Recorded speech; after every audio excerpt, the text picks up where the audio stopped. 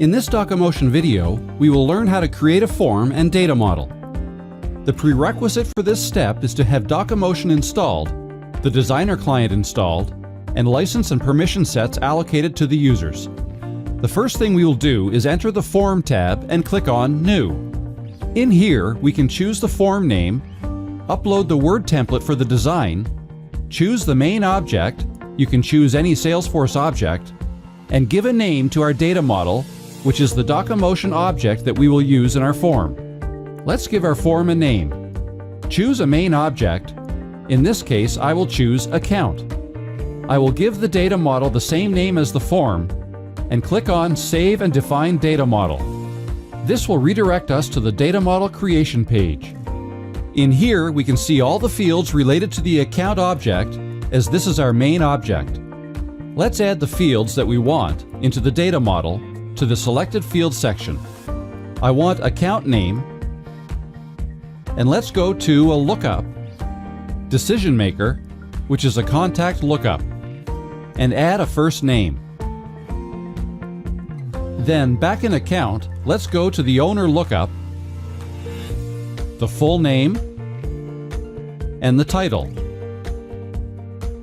Now let's search the related lists. So I want the contact related lists. And choose full name, title, and email. Go back to account. And this time, let's go to the opportunity related lists.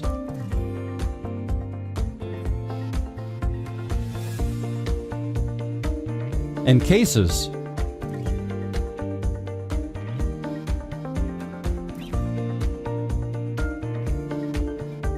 So now we have all the fields we need in our account summary in the Selected Fields section. Now let's click on Save. This will redirect me to the form settings page, which you can see here. This is where we can set up the default generation settings, like the default format and channel that we will see later in the generation screen.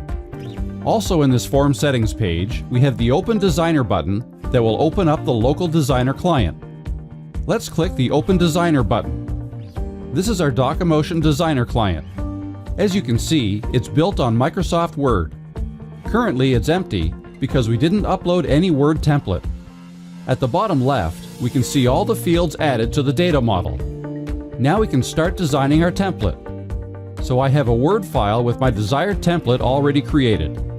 I will just copy and paste it into the Designer client. And now we need to add our fields. Adding fields is quite easy. We just need to pick the location we want the field to be in and double-click on the field's name from the list on the left. Once I double-click on a field, we can see it added to the form. We can see the gray background telling us it's a merged field, and we can see the list of all the fields in the top left pane. Let's go ahead and add our other fields. For related lists, I have a table already created. We can see the blue T next to each related list, and that tells me it's going to be a dynamic table with the data.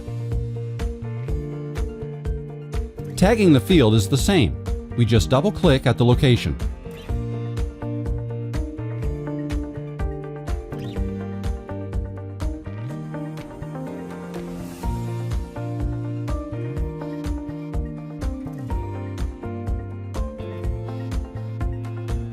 After we're done adding all the fields, we can create logic. So let's say we have this section in my document, and I only want to show this part for customers who have more than one opportunity, so I know they've been with us for several years now. I will mark the part and then double-click on Container, and the DocuMotion Logic Editor will open. To add logic in here, we would click on New. The container will always show as default, so we need to first hide information. Add an if statement, and here we can choose a field from Salesforce. Click on Data Tag, and then choose Opportunity Count greater than 1. Then show this section. We can also add logic to the related list information, so we go to the Cases, Related Lists here, and click Properties. I will now add logic to only see high priority cases. So I would first hide the rows, add an if statement, and again I would choose a data tag and the priority. So if the priority equals high, then show the row. Otherwise it will be hidden. Now let's go ahead and save my template to Salesforce by clicking on the little cloud at the top. In our form settings page, we have a new button now called Activate. So currently our form is in edit state. Let's click on the Activate button. Now our status is active and we can now publish the template. We want to use the active state for testing before publishing it. This lets DocoMotion users with designer and admin permissions set do all sorts of tests before publishing the template. In this case, let's go ahead and publish the template as well. Let's go to our account object and generate our new document. So in this case, I have an account with several cases. Some of them are priority high and some are medium, and several opportunities. So our container should show. Click Show Forms, then click the Generation Format and Channel. In this case, I'll generate both locally to my computer and to the file-related lists. Then click on the Generate button. We'll then see the account summary.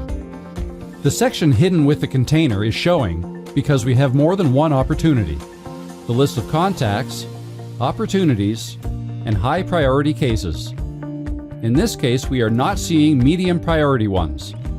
If you go back to our account, you can see a PDF under the file-related lists with the same information.